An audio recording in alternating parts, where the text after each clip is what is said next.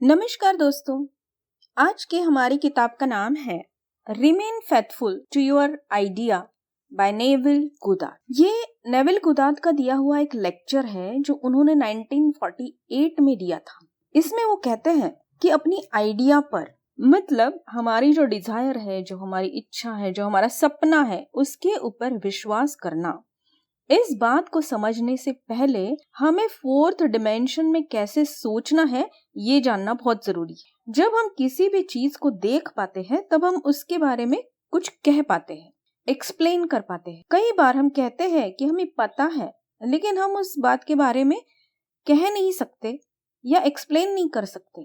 तो Neville Goddard कहते हैं कि इसका साफ मतलब ये है कि वो बात हमें पता ही नहीं है जिसे हम एक्सप्लेन नहीं कर सकते, क्योंकि किसी भी बात के बारे में पता होने पर हम उसे आसानी से, सहजता से एक्सप्लेन कर पाते हैं। जैसे कि वो कहते हैं कि अगर आप प्रेयर यानी प्रार्थना करते वक्त जो भी मांग रहे हैं, क्या उसे आप रियलाइज कर पाते हैं? अगर आप सच में उसे रियलाइज करते हैं, फील करते हैं, महसूस करते हैं, तो आप उसके बारे में सब कुछ बता पाएंगे और आसानी से कह पाएंगे। मतलब आपको अच्छे से उसके बारे में पता है। जब हम उस बात को मन की आंखों से क्लियरली देख सकते हैं तो हम उसे आसानी से और सही तथा सहज तरीके से बता भी सकते हैं। उसे बताने के लिए फिर चाहे आपके पास बहुत सारे वर्ड्स यानी शब्द ना हो, तो भी आप उसे कम शब्दों में भी एग्जैक्टली सही तरीके से बता सकते, क्योंकि आप उसकी इमेज यानी छवि को अपनी मन की आंखों से देख रहे होते हैं। नेविल गोदार्ड कहते हैं कि कई सारे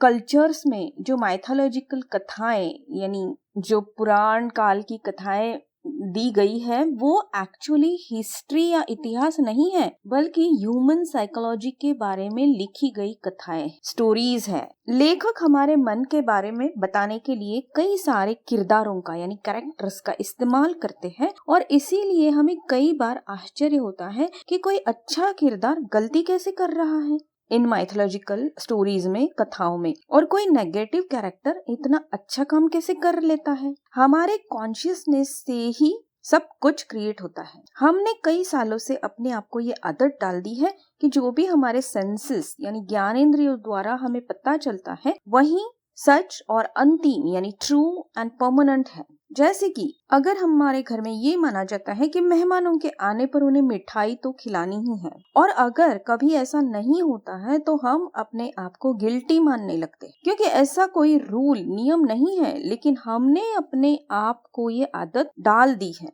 और इस आदत को पूरा ना करने पर हम इसे गलती मान लेते। नेविल गोदार्ड कहते हैं कि इस एग्जाम्पल में अगर हम ये मानते हैं कि जो भी है मिठाई का ना होना वो सच्चा और अंतिम यानी फाइनल नहीं है, जबकि अगर कॉन्शियसनेस में हम ये सोचते हैं कि चाहे घर में मिठाई हो ना हो, मेहमानों के लिए मिठाई तो आ जाएगी, तो नेविल गोदार्ड कहते हैं कि ये हमारी आइडिया यानी कल्पना को सबकॉन्शियस माइंड अपने आप पूरी कर देता है। जैसे मेहमान खुद आते वक्त मिठाई ले आएंगे या कहीं और से घर पर मिठाई आ जाती है, क्योंकि घर पर मिठाई नहीं है या हम नहीं ला सकते हैं, ये सोच सिर्फ लैक, अभाव या कमी को ही क्रिएट करती है। इसके लिए नेविल गोदार्ड एक बहुत ही बढ़िया रियल एग्जाम्पल देते हैं जो उन्हें उनके किसी क्लाइंट ने बताया है। एक बार वो क्लाइंट कहीं जरूरी काम के लिए जा रहा था। निकलते वक्त उसने घड़ी देखी तो उसे लगा कि मैंने निकलने में देर कर दी है तो मैं वक्त पे नहीं पहुंचूंगा। फिर भी उसने इस बात को ध्यान से हटा दिया और वो रास्ते पर जाकर टैक्सी का इंतजार करने लगा। काफी देर टैक्सी ना मिलने के बाद फिर भी उसके मन में वही विचार आने लगा कि मैं तो वहां देर से पहुंचूंगा, लेकिन उसने उस विचार को हटा दिया और मैं ऑलरेडी अपने काम की जगह पर टाइम पर पहुंच गया हूँ और मैं काम कर रहा हूँ, ये कल्पना उसने मन में करना शुरू कर दिया और तुरंत उसके सामने एक टैक्सी आके खड़ी हो गई। जब उसने बताया कि मुझे इस पते पर जाना है तो टैक्सी ड्राइवर ने कहा कि मैं तो उस तरफ नहीं जा रहा हूँ, लेकिन आपको छोड़ देता हूँ। और वो क्लाइंट बिल्कुल सही टाइम पर अपने काम वाले पते पर पहुंच गया। तो नेविल गोदार्ड कहते हैं कि इस लॉ को करेक्टली अप्लाई करना जरूरी है। उस इंसान ने घड़ी का टाइम, टैक्सी का ना मिलना, ये सारी हकीकतों को नजरअंदाज कर दिया और वही कल्पना की जो वो चाहता था, और हकीकत में वही बातें घट गई। नेवल गोदार्द कहते हैं कि लैक, कमी या अभाव, उसी तरह देरी जैसी विचारों को बिल्कुल एक्सेप्ट मत कीजिए, क्योंकि ये सारे 3 डायमेंशनल दुनिया की बातें हैं जहाँ पर स्पेस एंड टाइम होता है, जबकि 4th डिमेंशन में सब कुछ अभी और इस पल में है। इसलिए नेवल गोदार्द कहते हैं कि लैक, कमी, अभाव, देरी जैसी कोई भी सोच जब भी हमारे मन में आती है, हमें उसे तुरंत अबंडेंस, फुलफिलमेंट, प्रचुरता, टाइम पर होना जैसी सोच से बदलना, रिप्लेस करना है। और ये धीरे धीरे प्रैक्टिस करने से ही हो सकता है, क्योंकि हमने अपने आप को सेंसेस द्वारा मिली गई जानकारी को ही सच मानने की आदत डाल दी है। बस हमें अपनी सोच के बारे में अवेयर होकर इतना ही सोचना है कि ये परमानेंट नहीं है और मुझे जो चाहिए वो मेरी तरफ आ रहा है। यही 4th डिमेंशनल थिंकिंग है। हो सकता है शुरू में दिन में एक बार ही आप इसे कर पाए, फिर धीरे धीरे 10 बार, फिर पूरा दिन, फिर एक हफ्ता, फिर महीना, करते करते ये आदत बन जाती है और फिर सालों साल हमें ये वही दिलाते हैं जो हम चाहते हैं। इससे हम अपने मन से लैक, कमी के सारे बिलीफ्स निकाल देते हैं और वो फिर कभी मन में नहीं आ पाते। नेवल गोदार्द बार बार इस बात पर जोर देते हैं कि कॉन्शियसनेस यानी हमारा चैतन्य ही वो सीक्रेट यानी राज है जो हमारी दुनिया बनाता है। और जैसे ही हम अपने कॉन्शियसनेस को जान लेते हैं, उसकी ताकत को पहचान लेते हैं, हमें इस बात का पता चल जाता है कि जिसे हम गॉड, सुपर पावर, नेचर, सर्वशक्तिमान कहते हैं, वो कहीं बाहर नहीं बल्कि हमारे मन के अंदर ही मौजूद है। और फिर हम औरों को जिम्मेदार मानना या दोषी ठहराना छोड़ देते हैं और हर प्रॉब्लम के लिए अपने अंदर झांकने लगते हैं। तब हमें पता चलता है कि अगर हम दुखी हैं तो हम खुद की वजह से ही दुखी हैं। अगर हमारी जिंदगी में अंधेरा है तो वो सिर्फ और सिर्फ हमारी खुद की वजह से ही है और हमारे अंदर उस दुख को, अंधेरे को हटाने की, खुशी को, रोशनी को क्रिएट करने की ताकत भी मौजूद है। नेवल गोदार्द कहते हैं कि हमारे साथ जो भी हो रहा है वो सब कुछ कोई और नहीं बल्कि सिर्फ हमारा रियल मी, आई एम जिसे कहते हैं, वही कर रहा है। अगर हम अवेयर होकर ध्यान से ढूंढने की कोशिश करते हैं तो हमारे हर एक प्रॉब्लम की सॉल्यूशन हमें अपने मन के अंदर ही मिलती है। हमारी बाहरी दुनिया की हकीकत जो है वो कुछ और नहीं बल्कि हम अंदर से क्या है उसका मिरर इमेज है, छवि है। हमारी जिंदगी में जो भी जैसे भी लोग होते हैं वो हमें बताते हैं कि हम अंदर से क्या और कैसे हैं।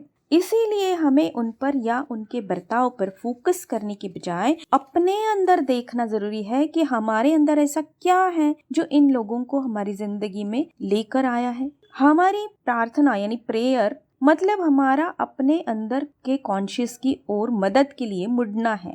अपनी प्रार्थना पूरी हो इस बात पर विश्वास रखना मतलब अपने आप पर विश्वास रखना है। और इसीलिए प्रेयर को हर कल्चर में आंखें बंद करके किया जाता है ताकि हम अपने सेंसेस से दिखाई देने वाली बातों से, फिर चाहे वो हमारे प्रेयर से कितना भी विरोध क्यों न हो, हम अपनी कॉन्शियसनेस की ओर मुड़ सके, उसे महसूस कर सके। इसके लिए नेवल गोदार्द और एक इम्पोर्टेंट और सटल बात कहते हैं कि प्रार्थना करते वक्त हमें बाकी सब कुछ लेट गो करना है, छोड़ देना है जो हमने औरों के लिए हर्ट, जलन, हेट्रेट अपने मन में पकड़ रखा है, क्योंकि यही वो फीलिंग्स है जो हमारे कॉन्शियसनेस तक पहुंचने में हर्डल्स यानी अड़चने डालती है। और इसीलिए हर आध्यात्मिक किताबों में, हर माइंड टेक्निक में फॉरगिवनेस यानी माफ करना सबसे ज्यादा इम्पोर्टेंट होता है।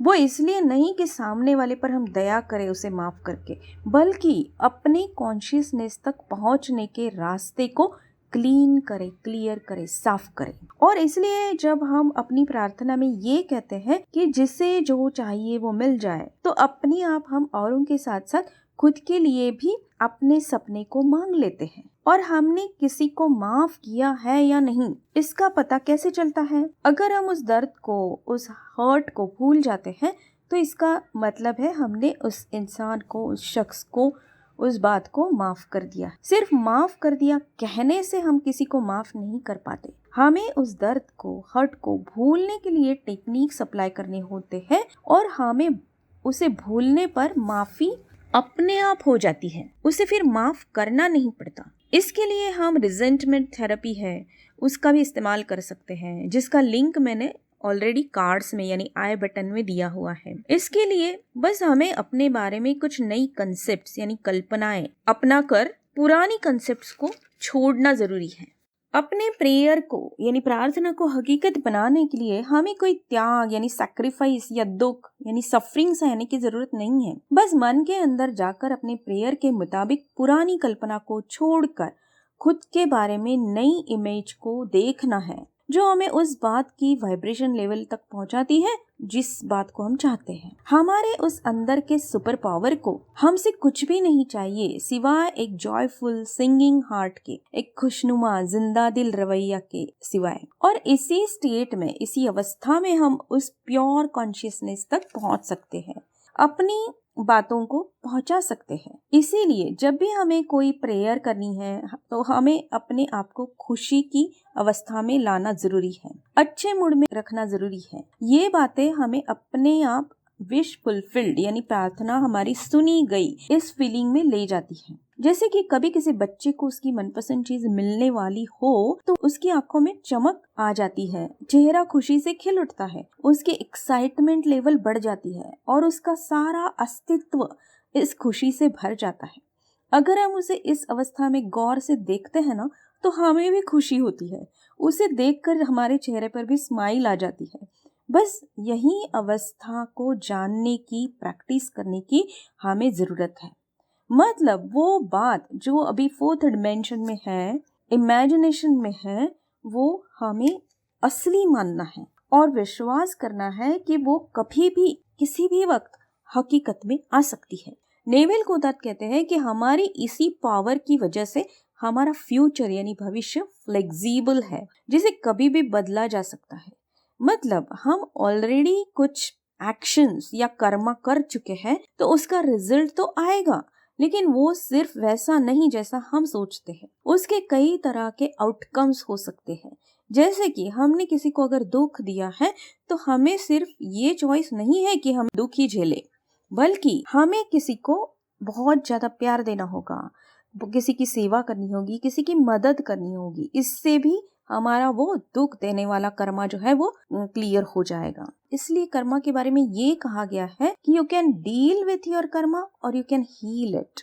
मतलब हम अपनी हर एक्शन, हर कर्मा के रिजल्ट को हील कर सकते हैं। सिर्फ अपने सेंसेस द्वारा दिखाई, सुनाई या महसूस होने वाली बातों पर ध्यान देना, उन्हें सही मानना हमारी फोर्थ डिमेंशन को देखने की जो कैपेसिटी होती है उसे कम कर देती है। अगर हम फोर्थ डिमेंशन की बातों को देखना चाहते हैं तो हमें अपने आप को इस सेंसेस द्वारा दिखने वाली दुनिया से थोड़ा परे हटाना होगा। यानी कुछ वक्त अपनी आंखें कान बंद करके अपने इमेजिनेशन यानी कल्पना को वही ट्रेनिंग देना होगा जो हम हकीकत में चाहते हैं। नेविल गोदार्ड का कहना है कि ये हम दो तरीके से कर सकते हैं। या तो हम सेंसेस को बंद करके अपने सपने पर पूरा ध्यान देने की प्रैक्टिस कर सकते हैं, या फिर अपने सपने पर 100% फोकस्ड होकर काम कर सकते हैं, उसी पर फोकस रख सकते हैं, तो अपने आप हमारे सेंसेस बंद हो जाते हैं। हम दोनों में से किसी भी तरीके की प्रैक्टिस करते हैं तो इसका रिजल्ट सेम ही होता है।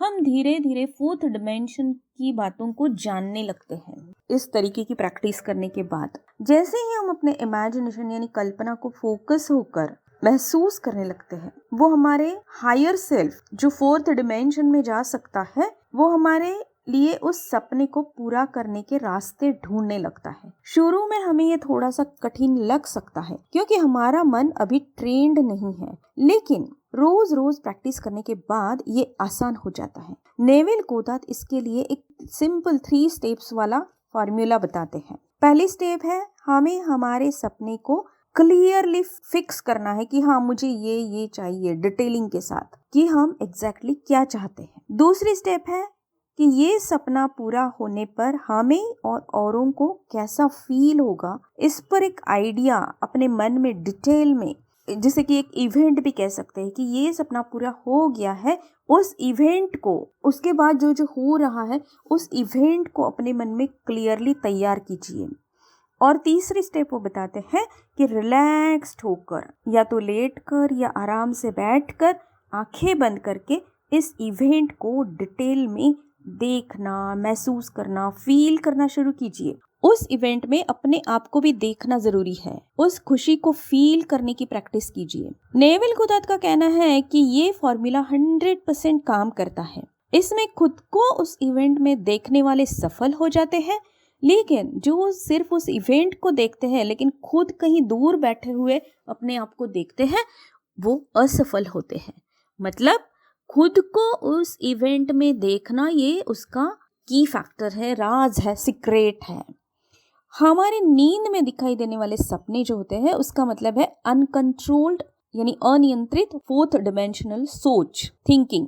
नेविल गोदार्ड कहते हैं कि ये स्टेप्स करते वक्त हमें ये सोचने की जरूरत नहीं है कि ये कैसे होगा, बस हो गया है, इतनी ही सोच को रिलैक्स्ड पोजीशन में हमें पकड़े रखना है। तभी हम उस फोर्थ डिमेंशन में अपने आप को ले जा सकते हैं और अपनी डिमांड को, अपने सपने को वहां तक पहुंचा सकते हैं जहां से वो पूरा होने वाला है। क्योंकि फोर्थ डिमेंशन का मतलब ही हमारी ब्लूप्रिंट जहां तैयार हो रही है, और एक बार जब हमारी ब्लूप्रिंट तैयार हो जाती है हमारे सपने की, तो उसे हकीकत में खड़े रहने को कोई भी मुश्किल नहीं आती। किसी भी बिल्डिंग की जब ब्लूप्रिंट किसी के हाथ में आ जाती है तो उसे तुरंत फटाफट क्रिएट किया जा सकता है, बनाया जा सकता है, लेकिन वो ब्लूप्रिंट को तैयार करना यही स्किल है। और इसी के लिए हमें अपने आइडिया पर विश्वास रखना, हमारे सपने पर विश्वास रखना बहुत ज़रूरी है। उसके साथ फेथफुल रहना बहुत ज़रूरी है। ये नेविल गोदार्ड बार बार इस किताब से जताना चाहते हैं। तो चलिए दोस्तों, इतना सिंपल सा 3 स्टेप्स का फॉर्मूला नेविल गोदार्ड बताते हैं। तो कोई छोटी सी प्रेयर, छोटी सी मांग, छोटी सी डिमांड, छोटे से सपने को लेकर हम शुरू करते हैं, ताकि हमें ज्यादा फ्रस्ट्रेशन ना आ जाए कि कितनी देर लग रही है, क्यों नहीं हो रहा। क्योंकि कई बार यही गलती काफी सारे लोग करते हैं कि कोई बड़ी सी डिमांड जो बहुत मेजर होती है अपने लाइफ की, उसको लेकर हम ये प्रैक्टिस शुरू कर देते हैं और बहुत ज्यादा इरिटेट हो जाते हैं कि अभी तक नहीं हो रहा, अभी तक नहीं हो रहा, मैं 2 दिन कर रही हूँ, 4 दिन, 8 दिन। इसलिए ना कोई छोटी सी एकदम सिंपल सी डिमांड, और वो जल्दी ही होने वाली है और शायद आपको 99% पता भी है कि ये होने वाला है, उसी को लेकर पहले आप करना शुरू कर दीजिए कि किस तरीके से मैं होना चाहती हूँ इस बात। और फिर धीरे धीरे जैसे आपकी प्रैक्टिस बढ़ेगी, आप इस फॉर्मूले को किसी भी डिमांड पर, किसी भी सपने पर, किसी भी लक्ष्य पर अप्लाई कर सकते हैं। तो चलिए दोस्तों, आज से ही इस प्रैक्टिस को हम शुरू कर देते हैं और अपनी फोर्थ डिमेंशन को देखने की कैपेसिटी को बढ़ाते हैं। धन्यवाद।